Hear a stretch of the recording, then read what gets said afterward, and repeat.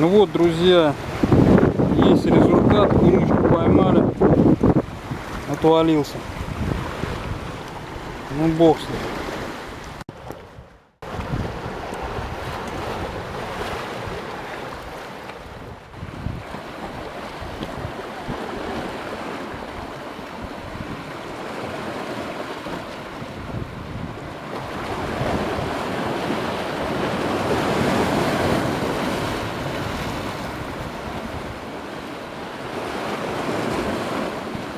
Вот, друзья, ветер стихает.